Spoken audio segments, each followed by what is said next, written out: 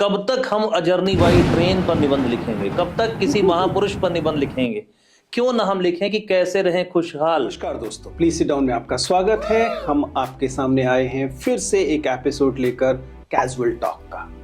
हम लोगों ने जब जब बात की है परीक्षाओं की तो विद्यार्थियों के लंबे संदेश आए। हम लोगों ने ओवर थिंकिंग पे एक वीडियो किया, फिर से लोगों के बहुत सारे संदेश आए। यानी कि कुल मिलाकर जो हमारी पूरी ऑडियंस की जमात है उसे मेंटल हेल्थ को लेकर लगातार बात करने की ज़रूरत पड़ी है। उन लोगों ने लगातार इस बात को कहा है कि सर इस पर बात होनी चाहिए। और मैंने बार बार एक डिस्क्लेमर दिया है, मैंने हर बार कहा है कि मैं मेंटल हेल्थ प्रोफेशनल नहीं हूँ। यदि आपको किसी भी किस्म की आवश्यकता मदद की ज़रूरत पड़ती है तो आपको ट्रेंड व्यक्ति के पास जाना चाहिए, ऐसे व्यक्ति के पास जाना चाहिए जो इसके लिए दरअसल योग्य है। तो हमने सोचा क्यों ना कैजुअल टॉक में एक ऐसे ही व्यक्ति के साथ बात की जाए जो कि वास्तव में इसके लिए प्रोफेशनली ट्रेंड है, मेंटल हेल्थ के चैलेंजेस को समझते हैं, गहराई से समझते हैं। दरअसल इसमें जाना माना नाम है और उनकी कई किताबें हैं, उन्होंने लिखा है और लोगों ने उन्हें पसंद किया है।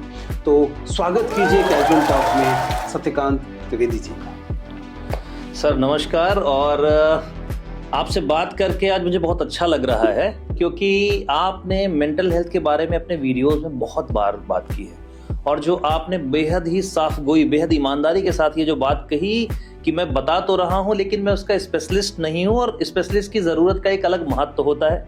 तो उस महत्व को समझने के लिए और समझाने दोनों के लिए मैं आपका धन्यवाद करता हूँ क्योंकि मेंटल हेल्थ के बारे में सर अपने यहाँ कंसेप्ट काफ़ी पुअर है। यूजुअली लोग इसके बारे में बात नहीं करना चाहते और आपका व्यक्तिगत रूप से आपने जो ओवर थिंकिंग पर वीडियो बनाया था वो बहुत ही शानदार था और मुझे लगता है उससे लाखों लोगों को भला हुआ होगा, लाखों स्टूडेंट्स को। और आपका व्यक्तिगत रूप से जो मेरा इंप्रेशन आपके बारे में वो भी मैं बता दूं, आप केवल छात्रों के नहीं है सर, आप पूरे देश के हैं, आपको सब लोग सुनते हैं और मुझे भी बहुत मजा आता है। शुक्रिया सत्यकांत जी।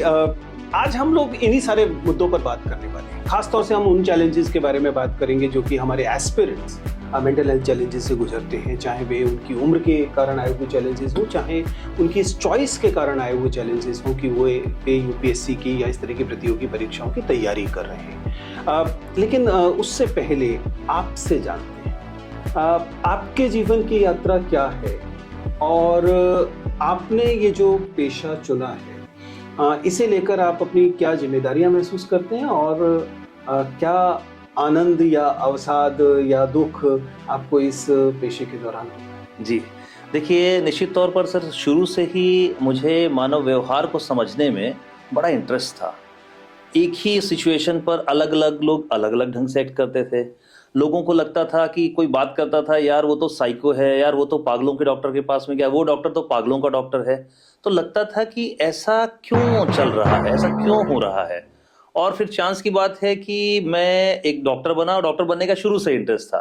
डॉक्टरी एमबीबीएस करने के बाद लगा कि ब्रांच होती है कि क्या करना है, तो मुझे डर्मेटोलॉजी और साइकेट्री बहुत पसंद थे। और इसके पीछे एक कारण और था मानव व्यवहार के साथ में कि मुझे लगता था कि समहाउ एक क्वालिटी ऑफ लाइफ, एक स्वार्थ भी था कि मुझे रात में सोना है, इमरजेंसीज नहीं जानी है। बहुत साफगोई सच्चाई के साथ मैं ये बात एक्सेप्ट करता हूँ। और साथ ही साथ मानव व्यवहार में सर काफी इंटरेस्ट था, तो मुझे लगा इसका चुनाव किया जाए। और आपने बात करी चैलेंजेस की, तो बीइंग अ साइकियाट्रिस्ट मुझे ऐसा लगता है कि मेरा काम केवल सिंड्रोमल जो डायग्नोसिस है साइकियाट्री की, डिप्रेशन है, सिजोफ्रेनिया है, बाइपोलर डिसऑर्डर है, पर्सनालिटी डिसऑर्डर है, एंजाइटी डिसऑर्डर्स है, इनको केवल ठीक करना नहीं है। एक साइकियाट्रिस्ट को मास के लिए भी काम करना चाहिए। तो मानसिक स्वास्थ्य के प्रति जागरूकता लाने को मैंने अपने जीवन का लक्ष्य बनाया। मेरा पहला प्यार साइकियाट्री है। अरे वाह। और मैं स्कूल्स में, कॉलेजेस में जो वर्कशॉप्स होती हैं उनको कंडक्ट करता हूँ, लोगों को जाकर के मेंटल हेल्थ के महत्व के बारे में बताता हूँ क्योंकि मानसिक स्वास्थ्य को लेकर के बहुत सारे कलंक का भाव है। दो प्रॉब्लम्स हैं इसमें जो सबसे बड़ी, एक तो जागरूकता का अभाव है और दूसरा कलंक का भाव है। तो दोनों ही बड़े डेडली कॉम्बिनेशन है और मानसिक स्वास्थ्य की जो पेशेवर तक पहुंच होनी चाहिए उसमें बड़ा रेजिस्टेंस का काम करते हैं। मैं आपको अगर औसत बात करूं तो एक इंसान को मानसिक रोग होने से और साइकेट्रिस्ट तक पहुंचने में औसतन 3 से 5 साल लग जाते हैं, जिसमें ये दोनों बड़े कंट्रीब्यूटिंग फैक्टर हैं, जागरूकता का अभाव और कलंक का भाव। तो मुझे लगता है कि इस फील्ड में बहुत ज़्यादा काम किया जाना चाहिए। मैं सर एडवोकेसी भी कर रहा हूँ कि मेंटल हेल्थ को स्कूल के करिकुलम में होना चाहिए। कब तक हम अजर्नी बाई ट्रेन पर निबंध लिखेंगे, कब तक किसी महापुरुष पर निबंध लिखेंगे?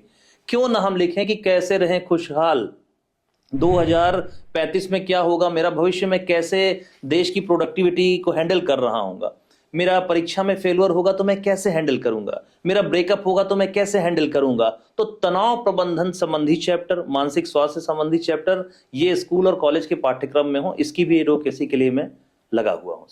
Very good, very good. Doctor साहब ये बताइए कि मैं एक विश्वविद्यालय में पढ़ाता हूँ, मेरे कॉलेज में मनोविज्ञान एक विषय के तौर पर अरसे से पढ़ाया जा रहा है जी। और दिल्ली विश्वविद्यालय के शुरुआती कॉलेजेस में है जहाँ मनोविज्ञान पढ़ाया जाता है। तो वे विद्यार्थी जो कि मनोविज्ञान एक सामान्य कॉलेज में पढ़ते हैं, जो कि बाद में जाके मनोवैज्ञानिक या साइकोलॉजिस्ट बनते हैं, और वह ब्रांच जो कि मेडिकल साइंसेस के थ्रू फिर मनोविज्ञान की तरफ जाती है, जिसे हम साइकियाट्री कहते हैं। तो साइकोलॉजिस्ट होने और साइकियाट्रिस्ट होने में क्या अंतर है, और इन दोनों के बीच किस किस्म के कोऑर्डिनेशन की जरूरत पड़ती है अगर हम देश के मानसिक स्वास्थ्य की बात करें?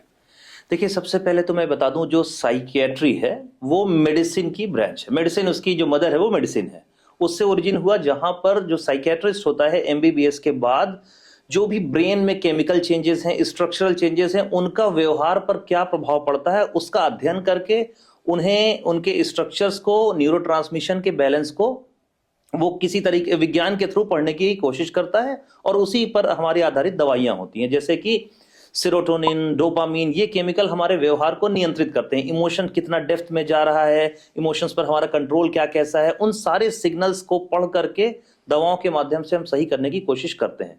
साथ ही साथ इसमें मनोविज्ञान भी पढ़ाया जाता है। मनोविज्ञान की जो मदर ब्रांच है वो दर्शन शास्त्र है, फिलॉसफी है, फिलॉसफी से उसकी ओरिजिन हुई है।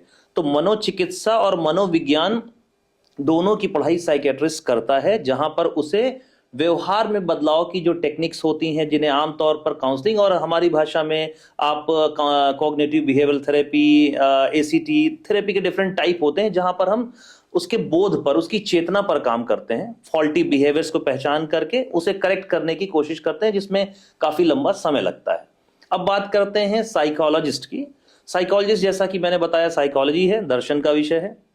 इसमें आप कोई भी किसी भी प्रकार का आपने ग्रेजुएशन किया हुआ हो, यूजी किया हुआ हो, जरूरी नहीं है कि आपने मनोविज्ञान में किया हो, लेकिन आप मनोवैज्ञानिक बन सकते हैं। फिर इसकी कई ब्रांचेस होती हैं, जैसे क्लिनिकल साइकोलॉजी, जहां पर एक्सपोजर होता है आपका पेशेंट के साथ, तो उनकी ट्रेनिंग भी साथ में ही होती है साइकियाट्रिस्ट के। अंतर की बात करें तो उनकी जो पढ़ाई होती है वो मनोविज्ञान तक सीमित होती है, लेकिन उन्हें मनोविज्ञान का ज्यादा ब्रॉड एक्सपोजर दिया जाता है, स्पेशली थेरेपीज में पूरा कोर ही यही होता है। तो अब आपने बात करी देश में कैसे दोनों का मिला जुला। निश्चित तौर पर इन्हें एक टीम के रूप में काम करना चाहिए, बिना टीम में काम किए बिना सही रिजल्ट्स नहीं आते। चलिए इसे प्रैक्टिकली पूछते हैं। मान लीजिए मुखर्जी नगर का कोई बालक है जिसको ये संदेह है या जिसे प्रतीत हो रहा है कि उसे मदद की आवश्यकता है, वो अवसाद, डिप्रेशन की तरफ जा रहा है। अब वो कैसे तय करे कि उसे साइकियाट्रिस्ट के पास जाना चाहिए या थेरेपिस्ट के पास जाना चाहिए, साइकोलॉजिस्ट के पास जाना चाहिए, और क्या इसमें उसके लिए ज्यादा सहूलियत भरा हो? या देखिए सर, मैं सबसे पहले तो इसे अनबायस वे में मुझे बताना होगा, क्योंकि मैं एक साइकियाट्रिस्ट भी हूं और यहाँ पर एक मेंटल हेल्थ स्पेशलिस्ट के फॉर्म में हूं। मेरा जो पर्सनल रिकमेंडेशन है उसे साइकियाट्रिस्ट के पास में जाना चाहिए, ताकि हम ये असेस कर सकें कि जो डिप्रेशन है उसमें दवाइयों की क्या कितनी नीड है।